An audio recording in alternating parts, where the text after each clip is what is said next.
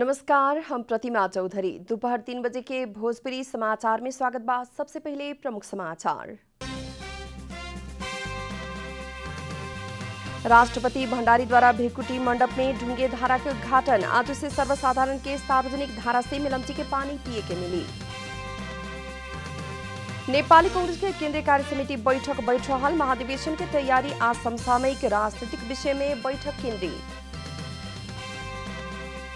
बांके के राप्ती सोनारी में विद्युत सेवा विस्तार भइला संगे बांके पूर्ण विद्युतीकरण के जिला बनल। 3,54,45,000 रुपया बजट में विद्युत सेवा विस्तार।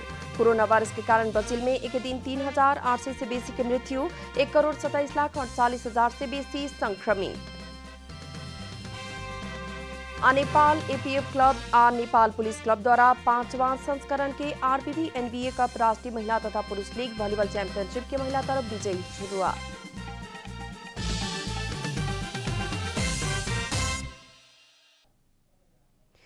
अब पूरा समाचार। राष्ट्रपति विद्यादेवी भंडारी द्वारा आज भ्रिकुटी मंडप में ढुंगे धारा के उद्घाटन हो रहा बा। काठमांडू के भ्रिकुटी मंडप में नवनिर्मित सार्वजनिक ढुंगे धारा में मिलमची के पानी निरंतर आबे के व्यवस्था मिलावल गई बा। उद्घाटन कार्यक्रम में प्रधानमंत्री केपी शर्मा ओली भी सहभागी होके के बतावल गई बा।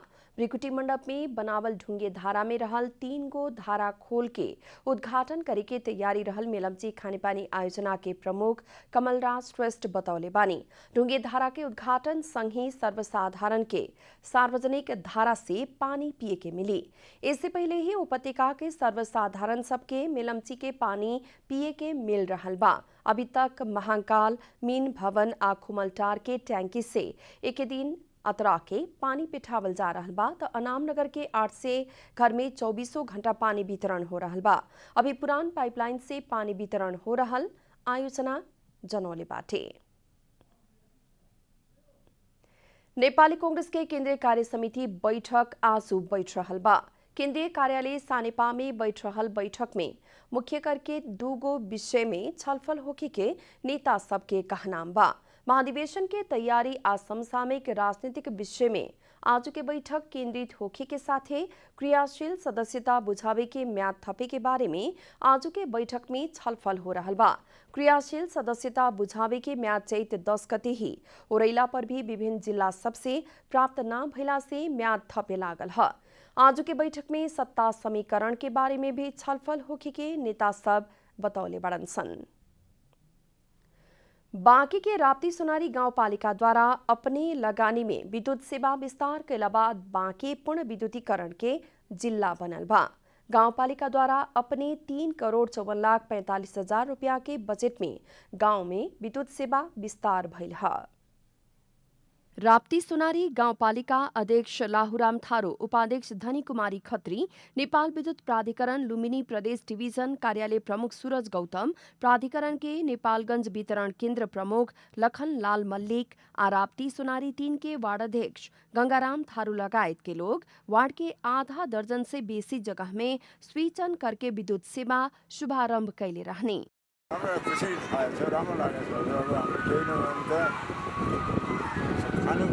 बत्तीको लागि पनि खुसियाली भयो, उज्यालो पनि भयो अनि के मोटर राखे सिँचाइ पनि गराउँला। गांवपालिका द्वारा हाल वार्ड के 10 घर में मीटर जड़ान करके सेवा पुगौला पर भी वार्ड के 1,300 घरधुरी में विस्तार करे के लक्ष्य रहल अध्यक्ष थारू बतौले बानी।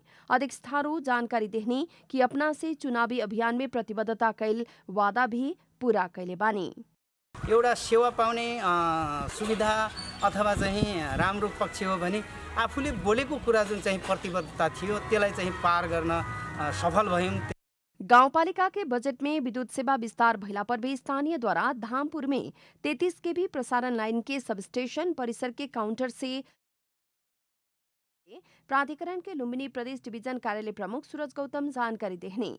अब लगभग चाहिँ यो राप्ती सोनारी वडा नम्बर 3 र 4 मा विद्युतीकरण भइसकेपछि हाम्रो लगभग चाहिँ यो क्षेत्रमा चाहिँ 95% विद्युतीकरणको कामहरू चाहिँ सम्पन्न भइरहेको छ। साबिक के फतेहपुर गाविस के 4 गो वार्ड समेट के बनावल राप्ती सोनारी के वार्ड नंबर 3 में 5,919 जनसङ्ख्याबाटै। विद्युत सेवा विस्तारसँगै बैसा, नवलपुर, भगवतीपुर, बिलासपुर, गगराबास, भवनियापुर, बनखुसरी, नारायणपुर, बिसुवा, खैरहनी, सिनाबास, जंगपुर, शाहीपुर, आबेल डाँडा लगायत के गांव लाभान्वित होगी। बांके से रविन्द्र सिंह ठकुरी की रिपोर्ट। भोजपुरी समाचार में आप छोड़ विश्राम।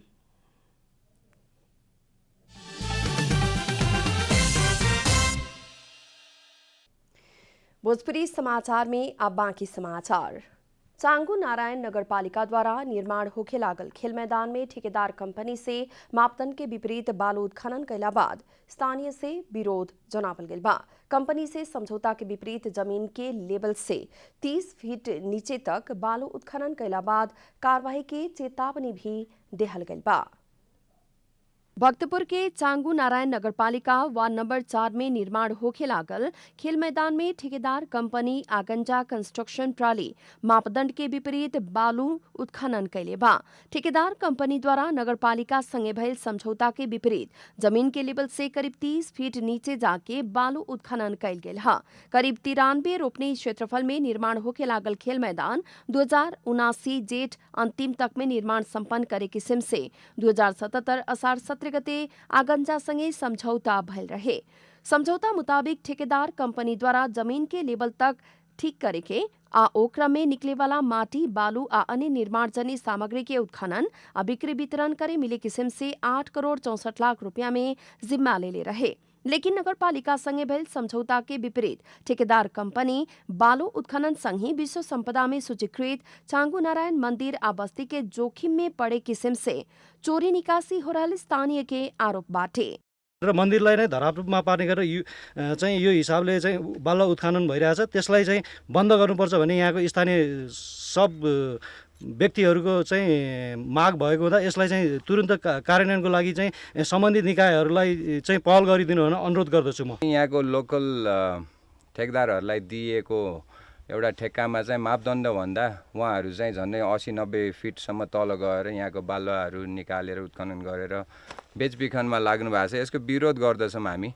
नगरपालिका द्वारा ठेकेदार कंपनी आगंजा से इससे पहले भी बारंबार मापदंड के विपरीत बालू उत्खनन करके बिक्री वितरण करते आयल स्वीकार कल गेल बा। नगरपालिका 1 महीना पहले भी जिला प्रशासन कार्यालय भक्तपुर मार्फत ओ काम के रोकेला निर्देशन दिहल जनावत गैरकानूनी काम तत्काल न रोकला पर कार्रवाई करे के चेतावनी भी दिले बा।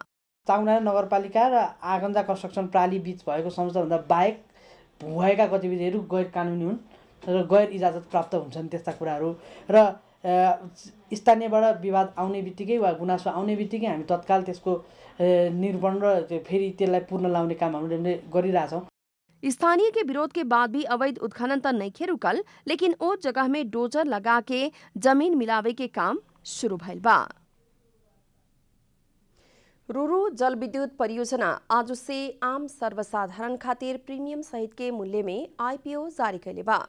कंपनी द्वारा सर्वसाधारण खातिर प्रीमियम मूल्य में 4,07,706 किता आईपीओ जारी कैले बा। कुल किता मध्य 8,154 किता कंपनी के कर्मचारी के आ 20,385 किता सामूहिक लगानी कोष खातिर सुरक्षित करके बाकी 3,79,167 किता सार्वजनिक निष्कासन में लियावल गेल है। कंपनी से अंकित मूल्य 100 में 20 रुपया प्रीमियम थप करके प्रति किता 120 रुपया में सर्वसाधारण के आईपीओ बिक्री कर रहल बा। ये आईपीओ जल्दी में चैत 24 गते आ अबेर में वैशाख 3 गते तक बिक्री में रहे। आईपीओ में न्यूनतम 10 किता से अधिकतम संपूर्ण किता तक मांग कर सके। आईपीओ के बिक्री प्रबंधक के काम एनएमबी कैपिटल कर रहल बा। कंपनी द्वारा पहिल का चरण में बीतल फागुन 7 गते से 21 गते तक आयोजना प्रभावित गुल्मी जिला के चंद्रकोट गांवपालिका वार्ड नंबर 6 आ 7 के स्थानीय सब खातिर 4,07,705 किता आईपीओ बिक्री करके चैत 9 गते बांटफाड़ कर चुकल बा। अब आर्थिक समाचार। आर्थिक समाचार के साथ में अर्घाखाँची ओपीसी सिमेन्ट सबैभन्दा स्तरीय सिमेन्ट।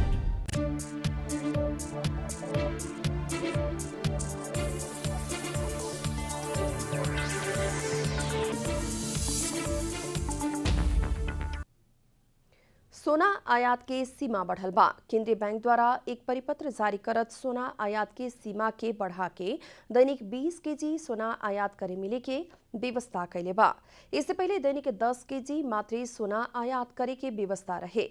व्यवसायी सब सोना के मांग पुगाए के मुश्किल पड़ल कहत सोना आयात के कोटा बढ़ावेला आग्रह कैला बाद केंद्रीय बैंक सोना आयात बढ़ौले बा। नेपाल सुन चांदी व्यवसायी महासंघ द्वारा बाजार में कच्चा सोना के अभाव होके लागल कहत कोटा वृद्धि करे खातिर आग्रह करते आत रहे। अभी बाजार में दैनिक 30 किलो तक सोना के मांग रहल कहत महासंघ सरकारी निकाय के ध्यानाकर्षण करावते आ रहल बा। सप्ताह के अंतिम कारोबार दिन आज सोना के दाम तोला में 900 रुपया से बढ़ल बा। बाजार में छापा वाला सोना प्रति तोला 87,400 रुपया में कारोबार हो रहल नेपाल सुन चांदी व्यवसायी महासंघ जनौले बा। काल्हू छापा वाला सोना प्रति तोला 86,500 रुपया में कारोबार भइल रहे। बाजार में तेजाबी सोना प्रति तोला 86,950 रुपया में कारोबार हो रहल बा। चांदी के दाम तोला में 30 रुपया से बढ़ के प्रति तोला 1,240 रुपया में कारोबार हो रहल महासंघ जनौले बा। अंतर्राष्ट्रीय बाजार में सोना प्रति औंस $1,729 के करीब कारोबार हो रहल बा। भोजपुरी समाचार में आप छोट विश्राम।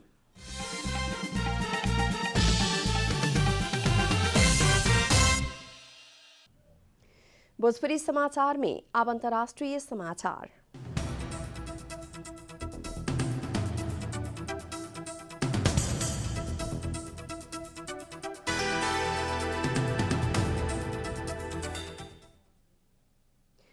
कोरोना वायरस के कारण ब्राजील में एक दिन 3,800 से बेसी लोग के मृत्यु भइल बा। पिछला 24 घंटा में ब्राजील में 3,869 जने के मृत्यु हो चुकल ब्राजील के सरकारी अधिकारी जनौले बड़न। ब्राजील में अभी तक कोरोना के कारण 3,21,515 जने के मृत्यु भइल ब्राजील के स्वास्थ्य मंत्रालय के तथ्यांक बा। बहुत ही संक्रमित रहल देश सबके सूची में दोसर का क्रम में रहल ब्राजील में अभी तक 1,27,48,747 जने संक्रमित भइल बड़न। ओ मध्ये 90,638 जने पिछला 24 घंटा में थपाइल बड़न। कोरोना वायरस के कारण सबसे बेसी पीड़ित देश अमेरिका है।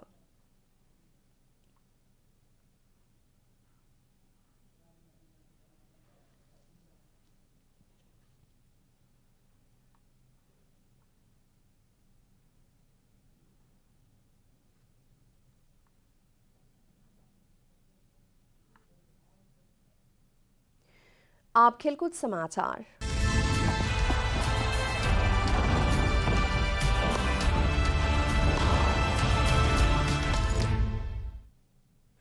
नेपाल एपीएफ क्लब और नेपाल पुलिस क्लब 5वां संस्करण के आरबीबी एनबीए कप राष्ट्रीय महिला तथा पुरुष लीग भलिबल चैंपियनशिप के महिला तरफ विजयी शुरुआत कैले बा।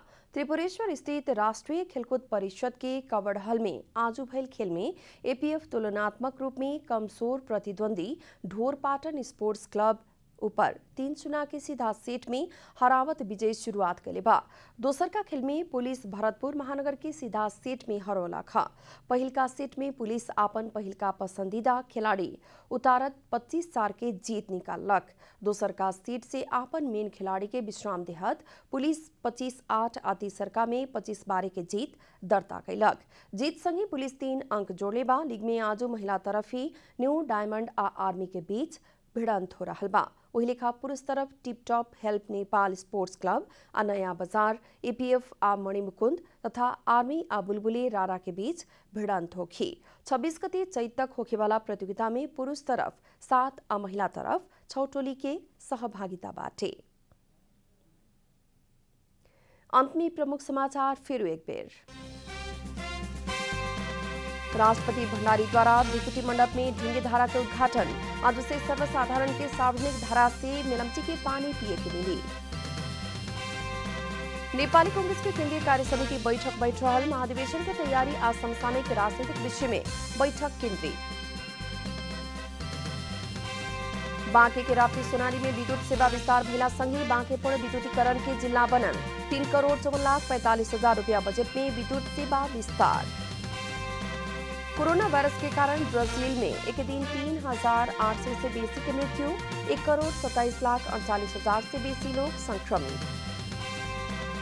आ नेपाल एबीएफ क्लब आ नेपाल पुलिस क्लब द्वारा 5वां संस्करण के आरबीबी एनबीए कप राष्ट्रीय महिला तथा पुरुष लीग वॉलीबॉल चैंपियनशिप के महिला तरफ विजयी।